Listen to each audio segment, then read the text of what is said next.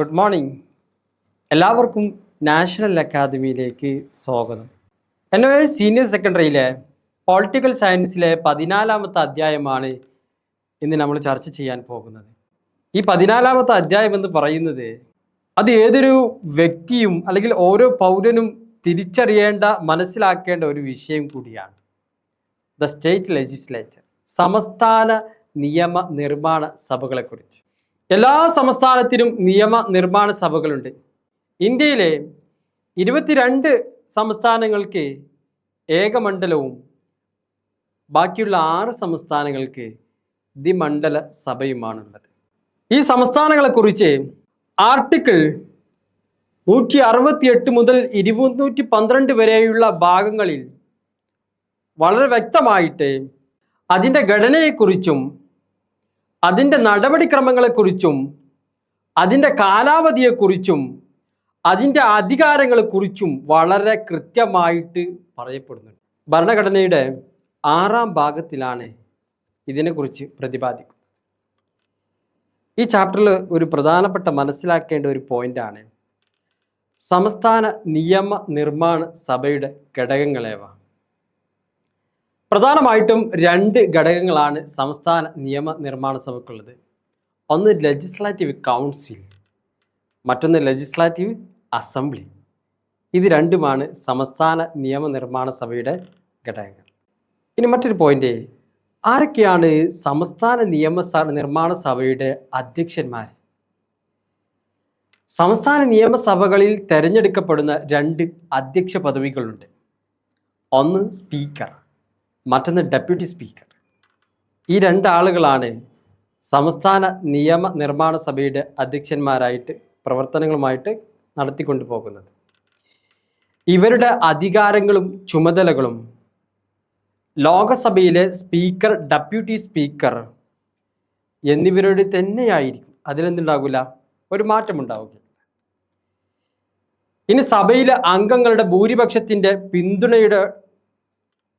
പിന്തുണയിലുള്ള പ്രമേയത്തിലൂടെയാണ് അവരുടെ സ്ഥാനഭ്രഷ്ടരാക്കുവാൻ കഴിയുക, അവരെ നീക്കം ചെയ്യാൻ കഴിയുക. ഇനി മറ്റൊരു പ്രധാനപ്പെട്ട പോയിന്റാണ് ലെജിസ്ലേറ്റീവ് കൗൺസിലുകളുടെ രൂപീകരണവും അതിൻ്റെ പിരിച്ചുവിടലും എങ്ങനെയാണ് എന്നത്. എങ്ങനെയാണ്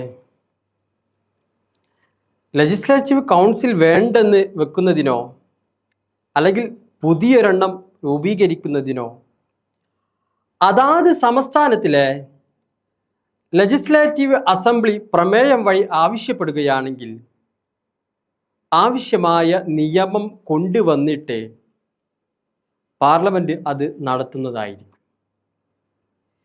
ഇനി പ്രമേയത്തിലെ സഭയിലെ മൊത്തം അംഗങ്ങളുടെ ഭൂരിപക്ഷത്തിൻ്റെയോ ഹാജരായിട്ട് വോട്ട് ചെയ്യുന്നവരുടെ 2/3 ഭൂരിപക്ഷത്തിൻ്റെയോ പിന്തുണ ഉണ്ടായിരിക്കുകയും ചെയ്യേണ്ടതാണ്.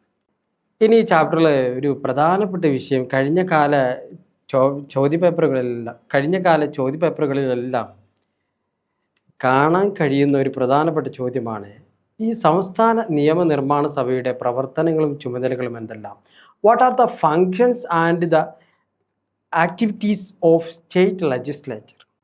സംസ്ഥാന നിയമനിർമ്മാണ സഭകളുടെ പ്രവർത്തനങ്ങളുടെ ചുമതലകൾ പല വിധത്തിലാണ്.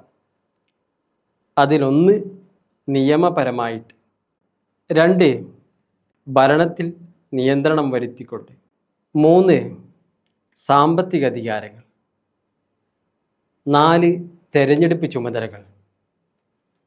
ഇതാണ് നിർമ്മാണ സഭയുടെ അധികാരങ്ങളും ചുമതലകളും. ഇത് ഈ ചാപ്റ്ററിലെ പ്രധാനപ്പെട്ടൊരു ചോദ്യമാണ്. മാത്രമല്ല കഴിഞ്ഞ കാല ചോദ്യപേപ്പറുകളിൽ കാണാൻ കഴിയുന്ന ഒരു വിഷയം കൂടിയാണ്. അപ്പോൾ ഇത്തരത്തിലുള്ള ഒരുപാട് ചോദ്യങ്ങളും ഈ ചാപ്റ്ററിൻ്റെ മുഴുവൻ വീഡിയോകളും കാണാനും ഞങ്ങൾക്ക് ഗഹനമായിട്ട് പരീക്ഷയ്ക്ക് വേണ്ടിയിട്ട് തയ്യാറെടുക്കാനും വേണ്ടിയിട്ടെല്ലാം ഈ ചാപ്റ്ററിനെ കുറിച്ച് കൂടുതൽ മനസ്സിലാക്കാനുമെല്ലാം ഞങ്ങളുടെ അക്കാദമിയിൽ നിങ്ങൾ ജോയിൻ ചെയ്താൽ അക്കാദമിയുടെ ആപ്പ് വഴി ഇതിനെല്ലാം സൊല്യൂഷൻ നിങ്ങൾക്കുണ്ട്.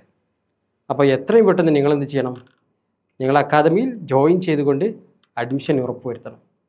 അപ്പോൾ മറ്റൊരു വീഡിയോയുമായി ഞാൻ നിങ്ങളുടെ മുമ്പിലെത്തും. അപ്പോഴേക്കും കഴിഞ്ഞ കാല ചാപ്റ്ററുകളെല്ലാം മനസ്സിലാക്കിക്കൊണ്ടായിരിക്കണം നിങ്ങൾ വരേണ്ടത്. Okay, thank you.